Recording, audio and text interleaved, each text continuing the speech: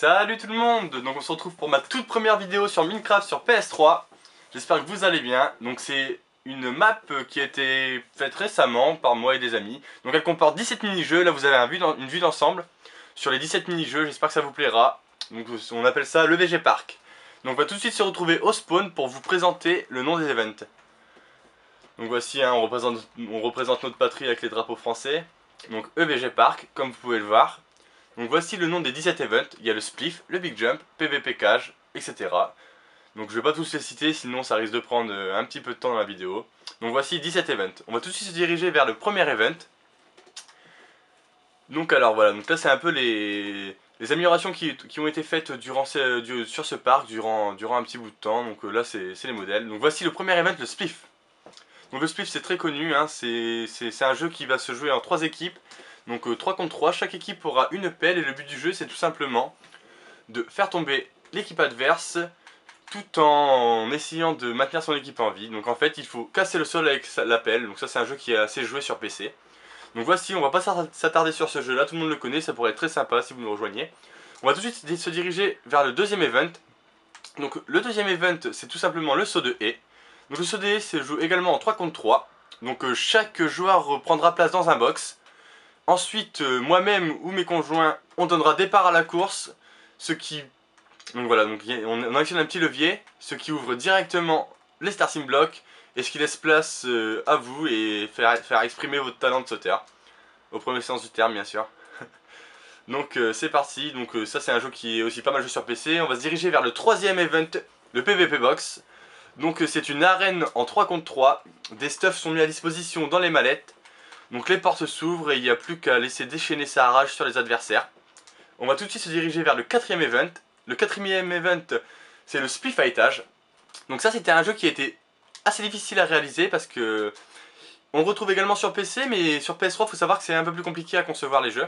Donc ça se joue également en 3 contre 3. Donc c'est un peu la même méthode que le spliff qu'on vous a présenté précédemment. Sauf que c'est en 3 étages, donc ce qui permet de pimenter un peu la chose. Donc on va vous présenter tout de suite le cinquième event. Le cinquième event, donc c'est le Scrat. Le Scrat. Donc ça se passe en haut les amis. On s'éloigne un petit peu. Donc voici cette magnifique structure. Et voilà, donc cet event là, donc c'est une bataille qui se situe en l'air. Donc il faut savoir qu'ici il ne faut pas tomber. Voilà, donc je pense que vous connaissez le mode de jeu. Donc on va tout de suite se diriger vers le 6ème event. Le Bomberman. Donc ça c'est un jeu qu'on a inventé avec mon frère. Donc vous connaissez le principe du Bomberman je pense. Tout le monde a déjà joué à Bomberman. Donc vous avez des TNT. Un certain nombre de TNT sera débloqué au fur et à mesure que les murs sont cassés. Et le but du jeu c'est de faire sauter ses adversaires ainsi que tous les murs pour récupérer un maximum de TNT. Maintenant, voici un jeu qui est également connu sur PC, il est également joué. Donc c'est un TNT Run.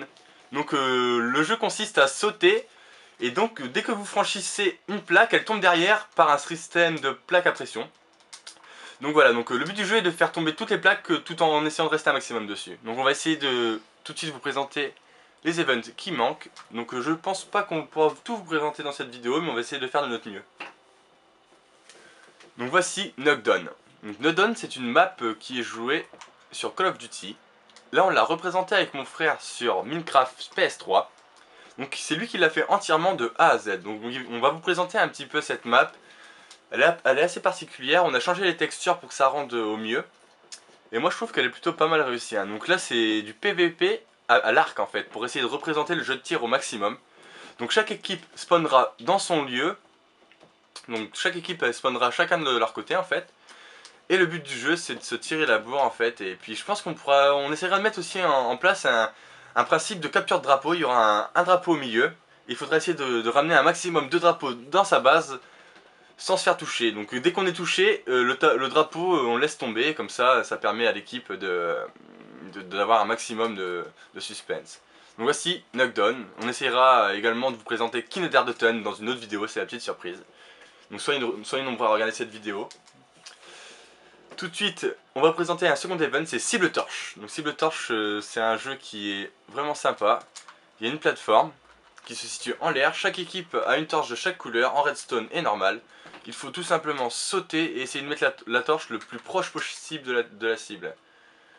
Donc voilà, et c'est l'équipe en fait qui comptabilise le plus de points suivant la torche qui est placée le plus proche possible du centre qui gagne. Donc voilà. Maintenant on va se diriger vers un nouvel event, c'est l'event Jump. Donc l'event Jump c'est assez simple mais il faut être vraiment habile, surtout sur PS3. Donc mon frère est un acharné de la PS3 sur Minecraft, donc il arrive plutôt bien à jump, surtout sur ce jump, sur cet event là. Donc l'event Jump il consiste tout simplement à franchir une série d'obstacles tout en sautant. Et c'est le premier qui arrive à atteindre la plateforme finale et à sortir de l'event qui gagne. Donc voici l'event Jump qui vous a été présenté. Et là c'est une innovation qu'on a inventée avec mon frère, c'est le shoot mouton. Donc chaque équipe dispose d'arcs avec des moutons de couleur. Donc le but est de shooter un maximum de moutons de sa propre couleur. Si vous shootez un mouton de votre propre couleur, vous gagnez 2 points. Si vous en shootez un de la mauvaise couleur, vous perdez 1 point.